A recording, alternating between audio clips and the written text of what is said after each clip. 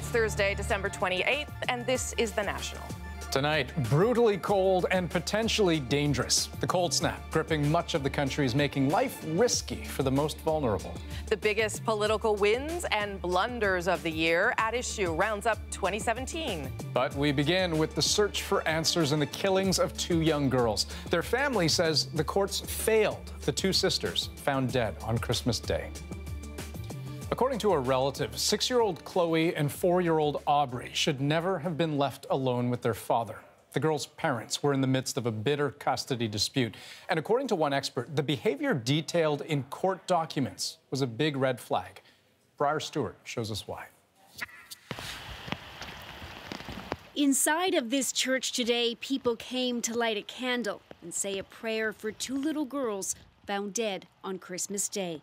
Some people are deeply moved and troubled, and others just can't believe what they're hearing about this family and the struggles in our society with violence. At the time of their deaths, Audrey and Chloe were staying with their father, Andrew Barry, at this apartment building.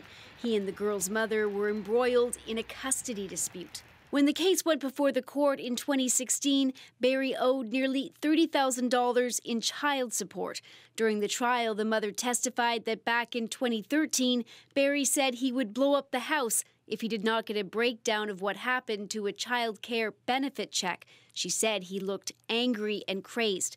She testified that 2 days later, Barry pinned her on the bed. The police were called and a restraining order was issued.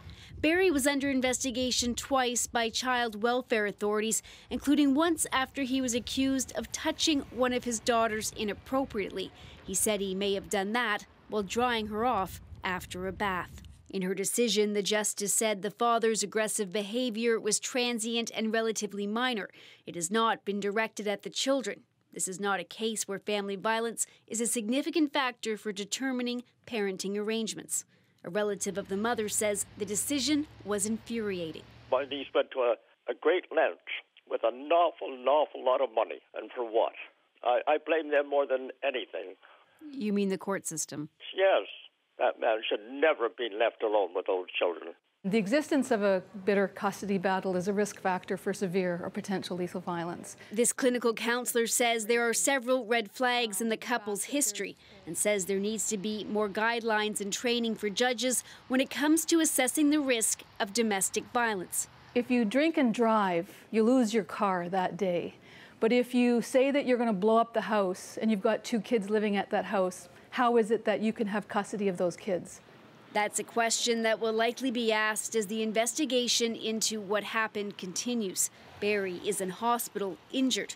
Charges haven't been laid, but police say they aren't looking for further suspects. Briar Stewart, CBC News, Vancouver. In Nova Scotia, another family destroyed by tragedy may be one step closer to getting some answers. The province's chief medical examiner has announced an inquiry into a high-profile triple murder and suicide. I know that our entire province was shocked by the deaths of Lionel Desmond and his family. I've taken a lot of time to read and reflect upon this matter. I have made the recommendation today to the Minister of Justice to call for a fatality inquiry under Section 26 of the Act. Now, an inquiry of this kind in Nova Scotia is extremely rare. The last one was launched a decade ago. They are broad and extensive. And for a case like that of Lionel Desmond, it could have national significance. It's been almost a year since Desmond's aunt got that fateful call. I go up to the house, he said. They just found Lionel dead on the floor, so I just thought it was him. It wasn't just him. Lionel Desmond, who served 2 tours in Afghanistan, had walked into his trailer, shot dead his wife, his own mother, his 10-year-old daughter, and then himself. His family had noticed changes in Desmond since he returned from duty in 2007. Day 13, raise awareness for PTSD. For years, he struggled with post-traumatic stress disorder and depression. My brother told the hospital that he wasn't right, that something was wrong with him. His sister said the system knew everything it needed to know, but didn't act until it was too late. And the mental health system of Nova Scotia, the government, for our veterans, failed my brother. Desmond's family has called for an inquiry ever since, and now they have it. It's not like Mr. Desmond was completely unknown and then this happened out of the blue. There was a trajectory. There was touch points in our system. Touch points, including federal parts of the system, like Veterans Affairs. The federal government has signaled it'll cooperate with the inquiry. When this inquiry does produce a report, the hope is that the Desmond family tragedy will lead to changes that help others. But the climb ahead is steep. We recently got a look at new numbers that paint a pretty bleak picture of the mental health challenges faced by Canada's armed forces. A study examining Canadian veterans shows that men are at a 40% higher risk of death by suicide than those in the general population. And according to another report, 253 Canadian veterans have killed themselves since 1995, and almost two-thirds, 64%, had multiple mental health diagnoses for things like PTSD, anxiety, or depression. And now let's move on to a story that had much of the country talking today. Extreme cold.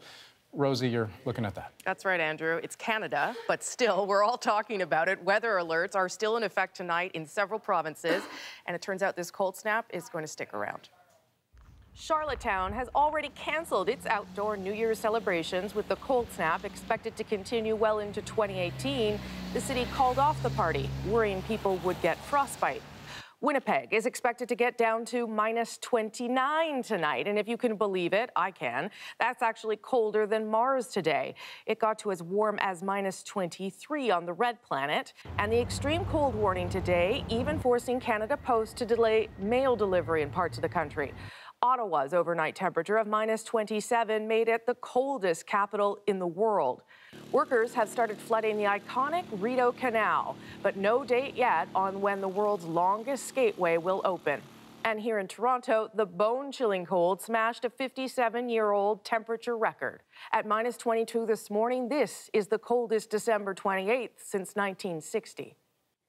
Those frigid temperatures aren't just unpleasant, they are also making life on the street risky for the homeless.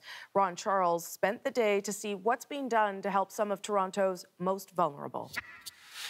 These students brave the extreme cold to spread a little warmth. We have this care package for you. It has extra clothes, it has food, so you can stay warm. The high schoolers fanned out in downtown Toronto today to give homeless people care packages filled with food, toiletries, and some warm clothes. Awesome. Thank you. No problem. Thank you so much.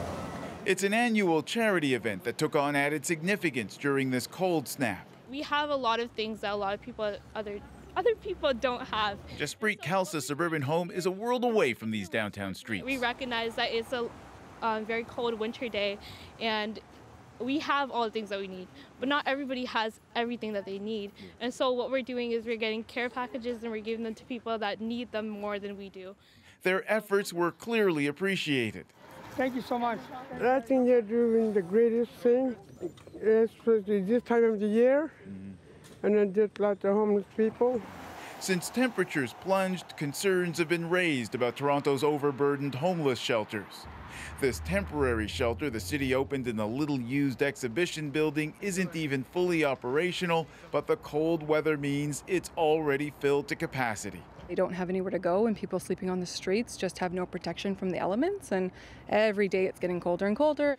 The people who work with the homeless are hoping this early winter cold snap is not an indication of what's in store over the next 3 months. Ron Charles, CBC News, Toronto.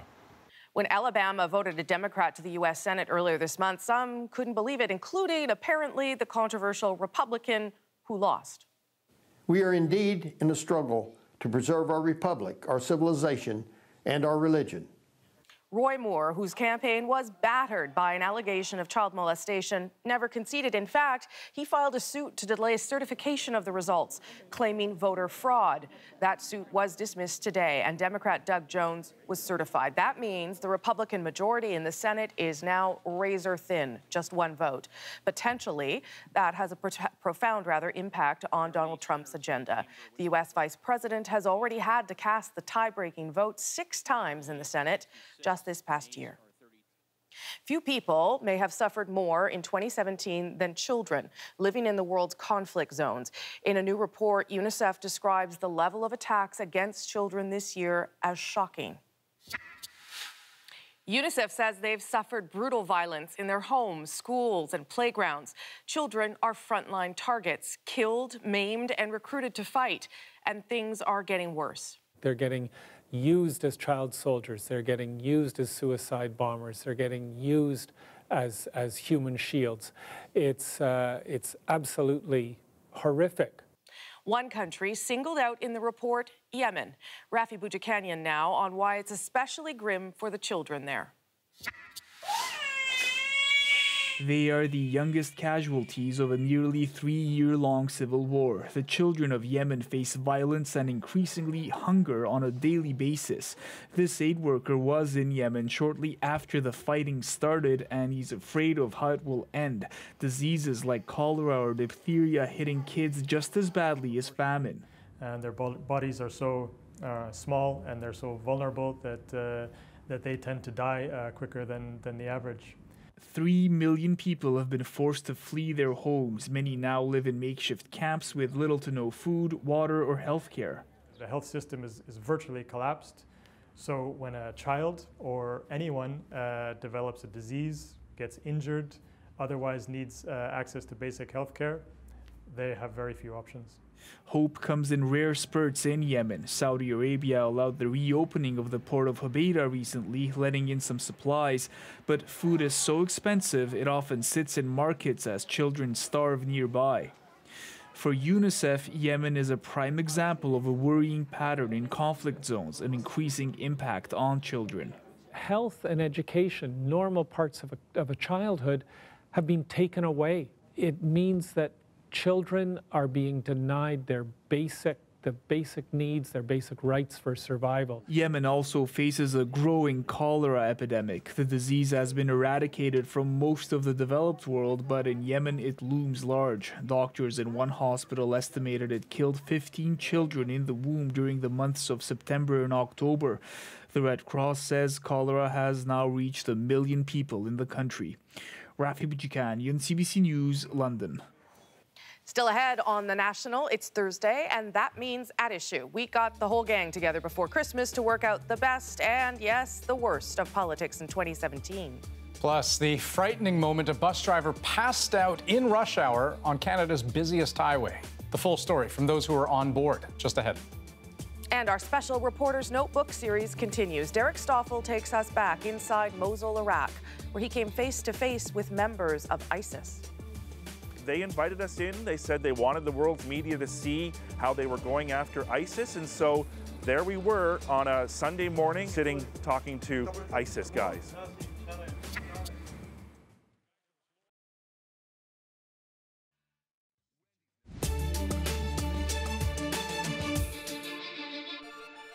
By the time I got downstairs, the fire had already escalated from one apartment to two to almost to 3. And all I see is a bunch of kids in the fire escape, cold and with no jacket, no pajamas, no nothing. A witness to what the mayor of New York is calling an unspeakable tragedy tonight. 12 people are dead, among them a 1-year-old child, after a fire at an apartment building near the Bronx Zoo. Just moments ago, the mayor confirmed that 4 others are critically injured. No word yet on how the fire started, but officials say it broke out just before 7 p.m. And right now, fire crews are still searching the building for people who may have been trapped inside. Complicating those efforts, the frigid temperature. It's about -10 degrees there right now. We do have new details tonight about the private team investigating the deaths of Toronto billionaires Barry and Honey Sherman. A lawyer for the family says a retired homicide detective is one of several PIs hired to look into the case. For their part, police have said little since the couple was found, except that they died of strangulation and their deaths are considered suspicious.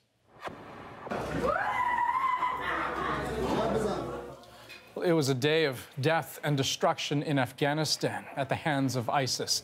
Bombers attacked a Shia Muslim cultural center, killing dozens and wounding many more. Just the latest in a string of attacks in Kabul. And as Evan Dyer reports, while the Islamic State's ambitions in that country are relatively new, its strategy follows an old script. It's no accident that today's victims were Shia. The Taliban, who don't have a history of sectarian killing, were quick to deny responsibility.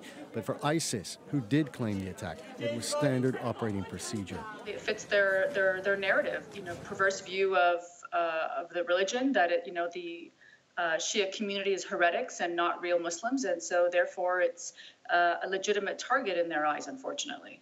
The attacks on Shia appear to be a replay of jihadist strategy in Iraq, which aimed to start a war between the two main branches of Islam. And that's what they're really very much trying to pursue that and create such a conflict among and divide our people between Shia and Sunni.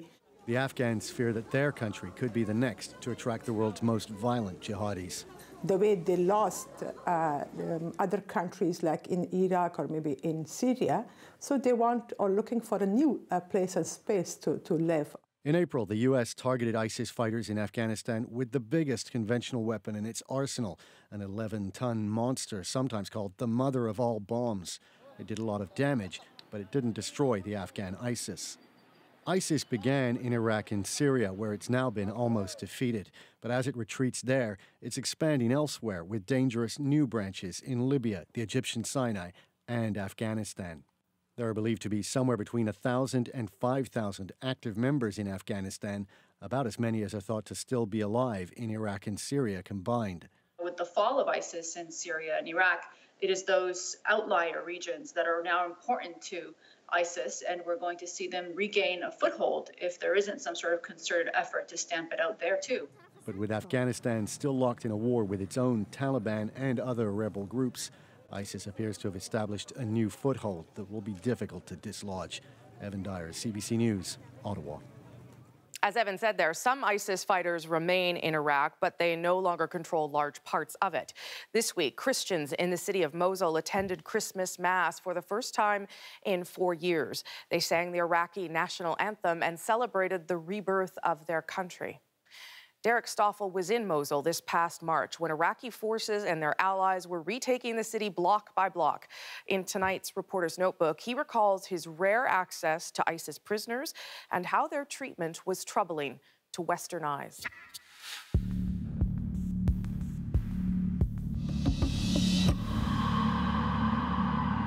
I was in with the CBC crew in Mosul, sort of covering the height of the war against ISIS, and we were working with a great fixer. And so much of what we do depends on the local journalist that you're working with, how connected he or she is, their ability to go out with you in dangerous places. And the guy that we worked with in Mosul was certainly in the top 3 for sure. Great guy, well connected, and he knew the colonel in the police, and we were nearing the end of our reporting trip, and he said one morning when we asked what could we do today, he said, "Hey guys, do you want to meet some ISIS guys?" And we were like, wow, of course we do.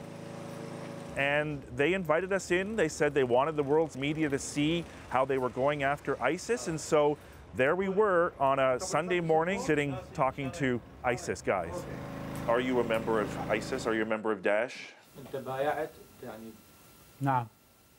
Ibrahim told us that before ISIS stormed into Mosul nearly 3 years ago, he worked in construction. He joined the militants, he says, to make money to pay for his sister's cancer treatment.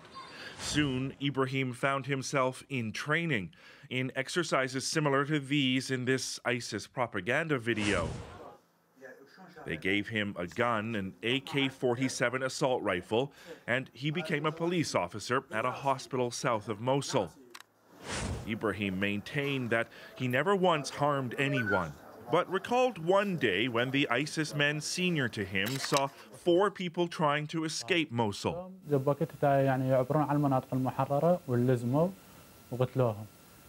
It's an incredible opportunity just to sit there and try and figure out what motivates someone to join the most lethal terrorist group on the planet. We also met Qutaiba Salem. The 25-year-old says he was an electrician before ISIS came to Mosul. His reason for joining the militants, also to make money to help a sick relative. Are you a member of ISIS?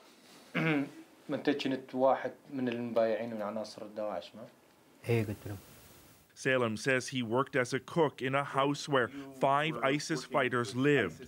But he's much more uncooperative, saying he didn't see anything, do anything that harmed anyone in the 2 years he was with ISIS. So the police boss steps in. Major Mezhir Sadoun accuses Salem of lying and searches for more information about his arrest. Then it gets tense. The major asks us to stop recording. Turn it off? Yeah, okay. With the camera off, the officer kicks Salem in the head and slaps him.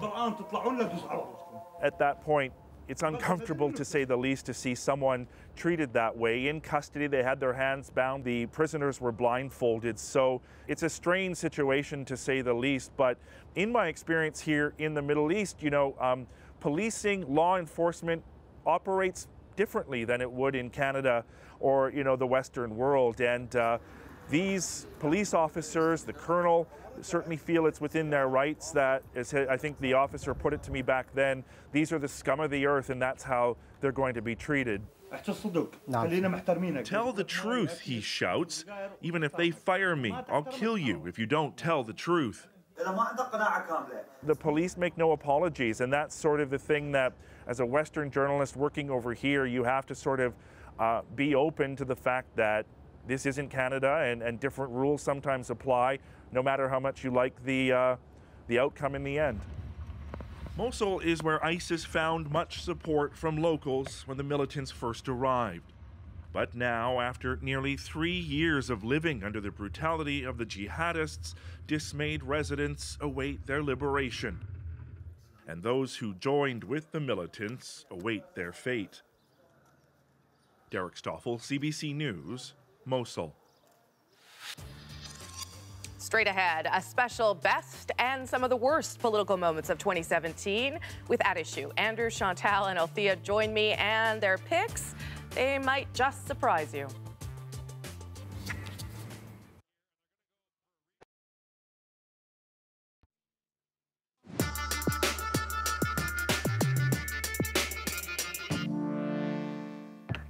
It's been quite the year. When it started, Donald Trump had yet to be sworn in as U.S. president. The shine was still on Justin Trudeau's year-old Liberal government, and both the Conservatives and the NDP lacked a permanent leader. Now, everything has changed. We have Andrew Scheer and Jagmeet Singh making Trudeau the oldest of the 3 major party leaders. Donald Trump is in the White House. NAFTA may be in jeopardy. The Liberals have more than one cabinet minister under fire. So, here to make some sense of 2017 in politics, the At Issue panel. Together at last, says Chantal, here in Toronto all together. Andrew Coyne, Chantal Hébert, and Althea Raj. Okay, we asked you guys to come up with some of the best and worst moments and other things of 2017. Should tell viewers that you do not know what each other is going to say, so it would also be a surprise to you. Chantal, let's start with you. Best MP or cabinet minister?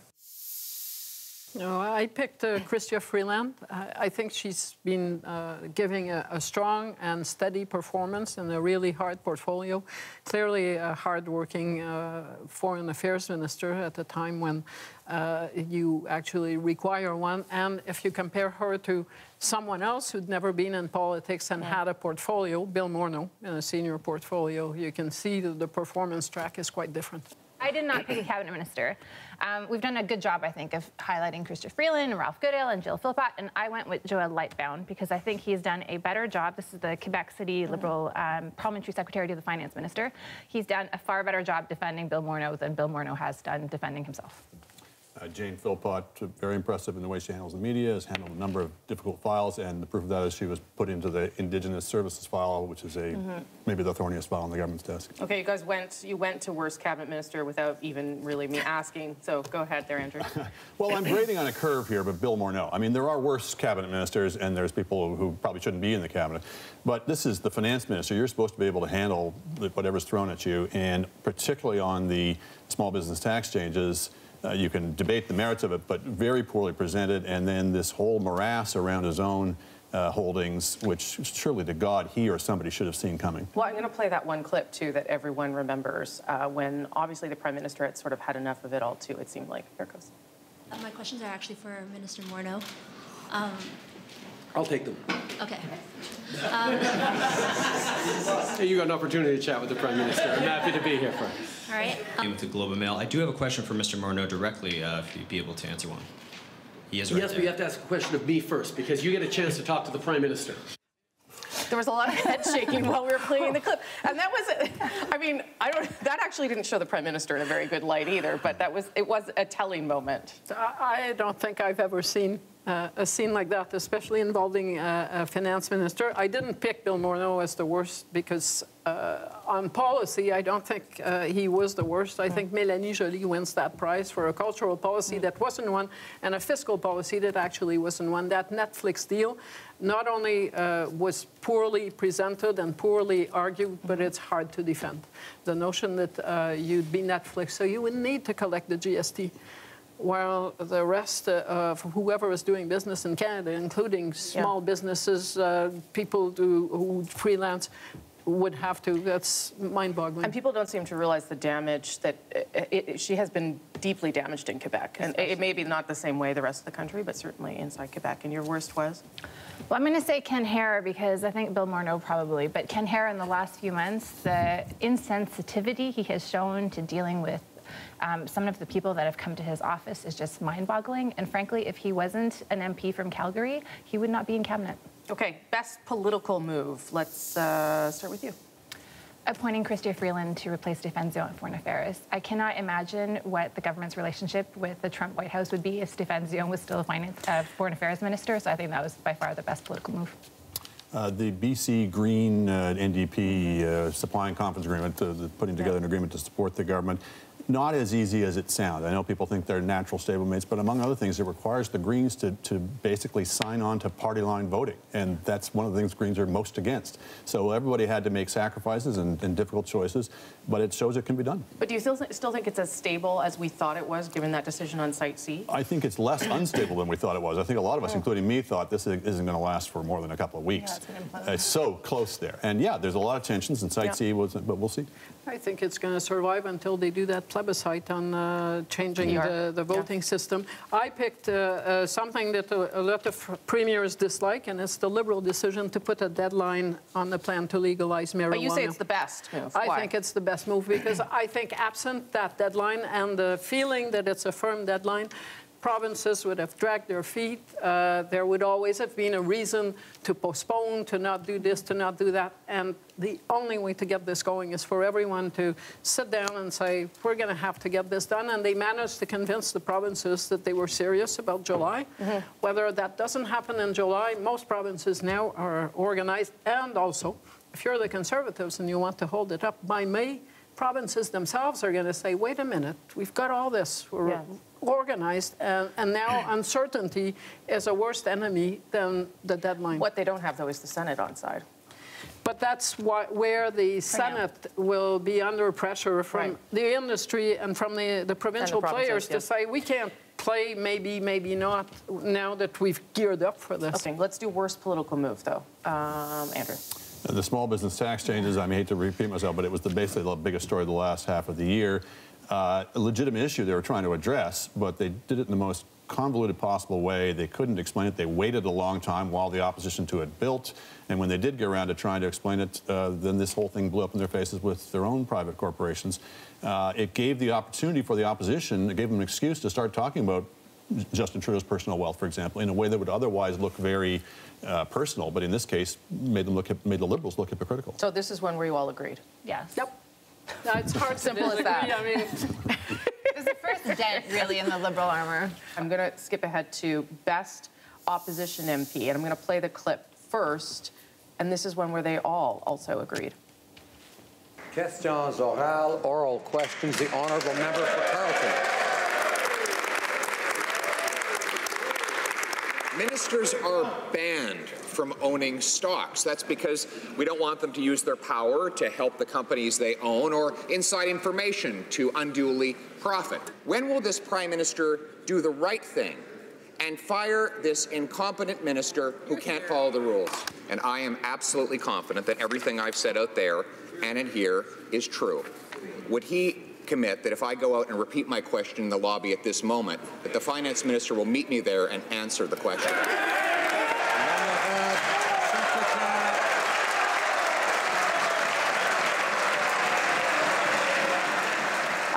actually in question period that day. It was one of the rare days where I actually got up, and it was a pretty smooth move. You can like or dislike Pierre Poilievre, but that was effective. And so you all think he's the best. I'm surprised that we all think that he's the I best. am too. What does that tell us about this transformation? I thought I was going out on a limb by saying him. But I think Canadians had an impression of Pierre Poilievre that he has basically given his reputation a new facelift. Like, he's not the guy who was standing up and defending the so-called Unfair Elections Act. He's shown a maturity. There's a new Pierre Poilievre that we didn't really know was there. And Andrew Scheer, who was basically working with Pierre Poilievre back in the early 2000s when they were young staffers on Parliament Hill with the Canadian Alliance, he said he gave this plum job to Pierre Poilievre, which I think surprised a lot of people, because he believed the man had what it took and did not have the public attention that he should have had. But I'm not going to endorse all of that, because I also had him down as the worst opposition MPs. And that scene you showed was possibly good theatre, but it actually soured and poisoned the well for the Conservatives, because it was after that the media columnists, the Globe and Mail, started to write to say, wait a minute, this is not justified. And I think the problem with Poilievre is when he is on his game, he is the best performer, and he is very good on the attack, but he doesn't know when to stop, or his leader doesn't know when to rein him in. But I think there's a lot of the old Poilievre. I just think the job is different. The very things that made him so annoying as a spokesman for the government, where you're supposed to have a bit of dignity, you're obliged to be open, that very annoying quality is perfect for opposition. Your job as opposition is to get under the government's skin. And I was one of those who was very skeptical of his appointment, but I think he's shown he's pretty good at this. Less attack dog in this job than he was defending the government, Yes, that's right. strangely. Or we're expecting more statesmanlike in opposition than in government. Okay, most surprising political moment of the year. I'm going to start with you, Chantal. The election of Valérie Plante, or the defeat of Denis Coderre as Montreal mayor. No one for a second believed the month before it happened that it was possible. Probably Denis Coderre didn't see it coming. But it's a reminder to every incumbent that, yes, you can be defeated, and if you don't bother to campaign and you lose touch with people, because that is what happened. You start saying, well, you know, I'm me. He thought he'd co-opted all his opponents into running with him. I'll go with Andrew Scheer winning the Conservative leadership. Maxime Bernier was the favorite going in, certainly until the week before. He certainly thought he had it in the bag. He gave that very strange, truncated speech. Some of his handlers got out front and making statements they really ought to have regretted. And it was such a close race in the end that you don't know whether that could have contributed to even though relatively few of the voters voted in the last days or two, but some did, and it might have affected. Okay, now, before I go to Althea's choice, I hope it's still her choice. I want to play that clip, if I can, of the fella that she thinks was the most surprising part of 2017. He certainly was interesting. Here's that clip. It would seem foolish, even selfish, to win the leadership knowing that I didn't have a clear path or high probability. But why not the high probability? Because if you look at the history, and I am a numbers guy, and I went back and looked at even the detail of the 2011 Harper victory, how that occurred with so few seats, because the likelihood of me of gaining a lot of seats in Quebec was low. Remember him? This is like, you know, that moment where you're like, oh my goodness, that happened. I know, I feel that too. He jumped into the race, told everybody he was going to win it easily, and then bowed out and endorsed Maxime Bernier, who went out to lose. But that whole, like, it just dawned on me that I can't win Quebec. Anyways, I just And we spent a lot of time talking about him, too. That's what, He got a lot of people who ought to have known better to take his dime and work for him, and they should just cover their head in shame, frankly. Okay, so my last question wasn't on the list. Where do you think we are after another year of a Trudeau government? And not where we're going. Where are we, do you think, in terms of where things stand? Who wants to try that one first? In terms of the popularity of the government? Where they're doing, how they're doing with their agenda. I think sometimes these don't show up in the polls until later. So the top line numbers, they've lost some from where they were, but they've come back from maybe the depths of last fall. But I would suspect, and you can see this in some of the approval numbers of Trudeau, but I would suspect where you would really see it are on those kind of pollster questions like, does he care about people like me? Is he trustworthy? These kinds of questions. I think there has been some damage on that. Just the cynicism, the broken promises. It's far from far from fatal, but I don't think they're in the same place they were a year or two ago. But I think you're right. It does take a long time for some of that to penetrate out of Ottawa. Chantal? But when you talk to people on balance, they're not as severe about in their judgment of the government as what comes out of Parliament Hill. And in the end, you cannot discard the fact that this is a government that finished the year by winning seats that they had not had for decades. That's very true. And these are real voters who voted. The opposition parties road-tested leaders. They road-tested lines, the Conservatives in particular.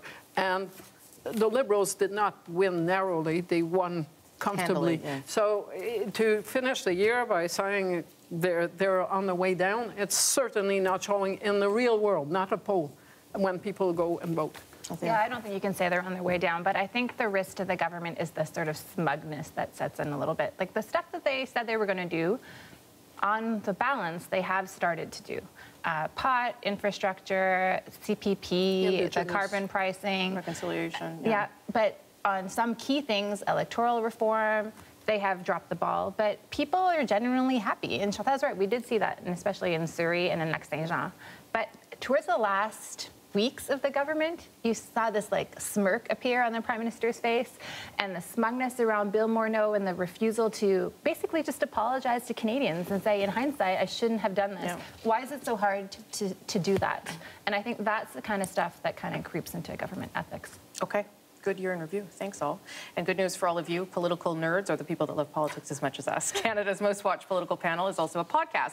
If you want to hear Chantal, Andrew, and Althea, look for it on iTunes, any major podcast app, on our website, cbcnews.ca/The National. Okay, let's take you down south and perhaps give the politicians a chance to fire back. In his first 342 days in office, Donald Trump has worked hard to undermine the media. Just think of all the accusations of fake news. So where has that left journalists? Paul Hunter's Reporter's Notebook is next on The National. In my opinion, you do your job, right? You report facts. You counter things that are said that are demonstrably not true with the truth. You support what you're reporting.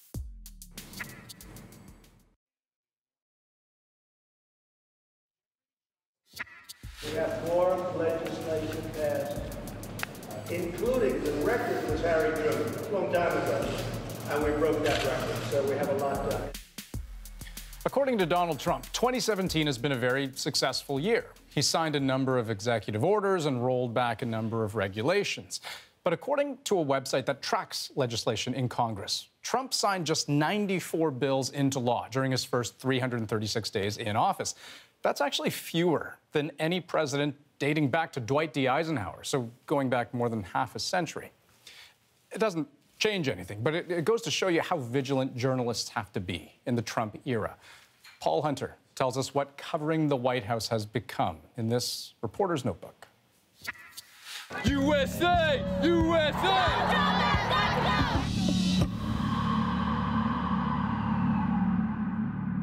Covering Donald Trump it's challenging, right? It's hard, it's fascinating, it's amazing. I wouldn't trade it for the world, but it's complicated. Donald John Trump. We had a great seat for the inauguration. It was right on the steps of the Capitol building. We were like literally, I don't know, 50 meters from where Donald Trump put his hand on the Bible to take the oath of office. I, Donald John Trump, do solemnly swear. That morning, I was standing there, watching people get ready for it, and I looked out onto the National Mall, and I was just looking at the crowd. And I had been on the National Mall in 2008 for the first inauguration of Barack Obama, historic inauguration, packed with people. And I took a look at the size of the crowd, and I thought, it's not so big. And then the next day, I'm at home watching on TV, and there Sean Spicer walks out. This was the largest audience to ever witness an inauguration, period, both in person and around the globe. And I'm thinking, it's not true. It's demonstrably false. Like, what are you talking about? And it's like, this is the first full day of the administration, and it's starting out on this? You're going to come out here and say something that isn't true? Like, where's this going?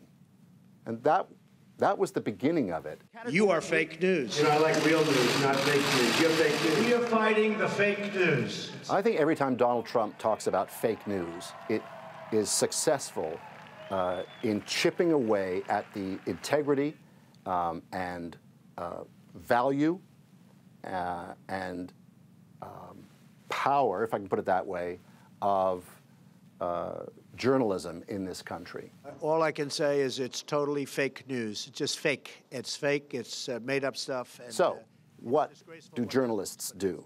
In my opinion, you do your job, right? You report facts.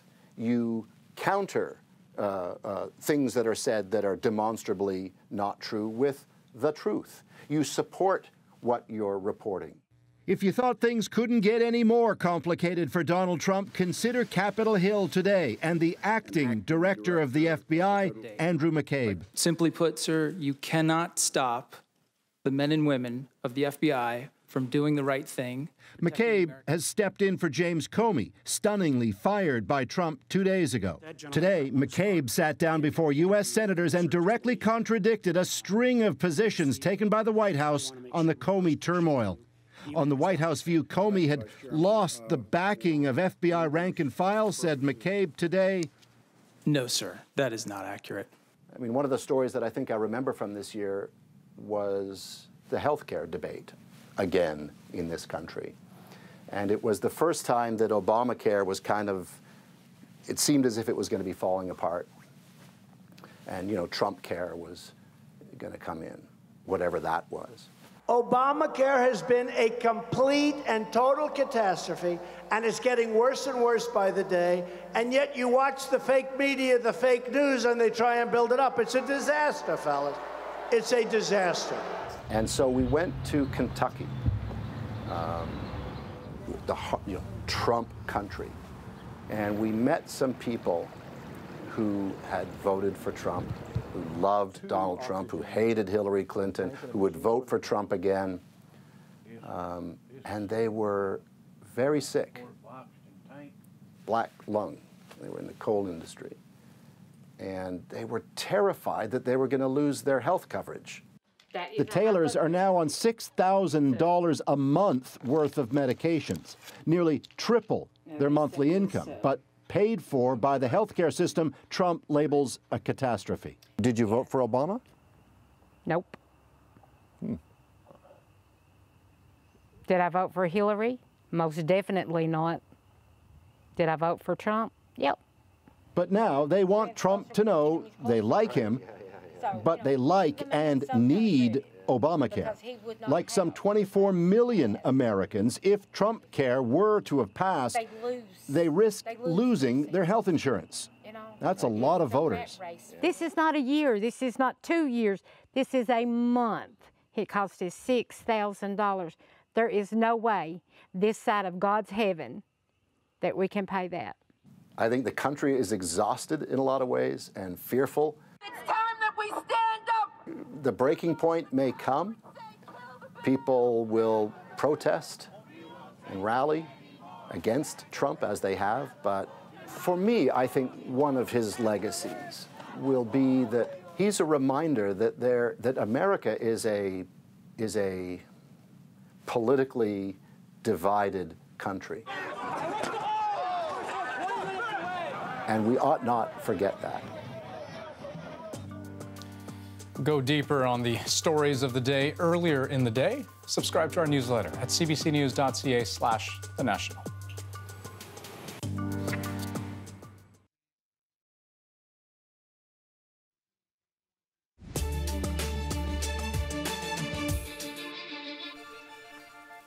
On The National tonight, Apple is doing some damage control. It's apologizing for intentionally slowing down the performance of older iPhones without customers knowing about it.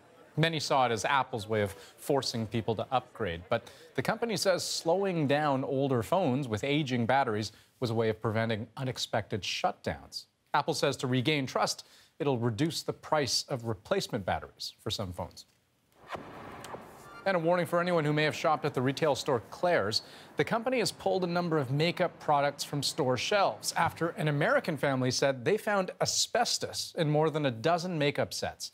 Claire's says it is conducting its own tests, but it has stopped sales of several products, including from stores in Canada. Health Canada says it is monitoring the situation. It could have been a terrible accident if it weren't for one fast-acting passenger. A bus driver passed out at the wheel with 47 people on board on Canada's busiest highway. We found one person on that bus, and his story is our moment of the day. There was a bit of a commotion at the front of the bus, and a number of people stood up. A bunch of people turned around and someone yelled, "Can anyone drive a bus?" The bus driver actually hunched over and basically passed out at the wheel. If he had stomped on the gas when he passed out, I mean, who knows? We could have been a wrecking ball in Yorkdale rush hour. I mean, we didn't realize, we had thought that the bus driver had managed to get it over until the police officer actually came on the bus and basically made an announcement that we should all thank this woman because she was the one who actually managed to get the bus over the side. So we all gave her a good round of applause for sure. If she's watching, thank you very much. Honestly, it could have been a lot worse. We don't know who the woman is. Her name's Rebecca, but the gentleman, the driver, is in hospital in stable condition right now, Andrew. Yeah, I hope it turns out that he's okay. And I understand from Twitter there are a number of people who are requesting refunds, people who are on that bus, but I think that everything ended as well as it did is probably a reason to be thankful. Your life is probably good enough. Thanks, everybody. That's the National for December 28th. Good night. Good night.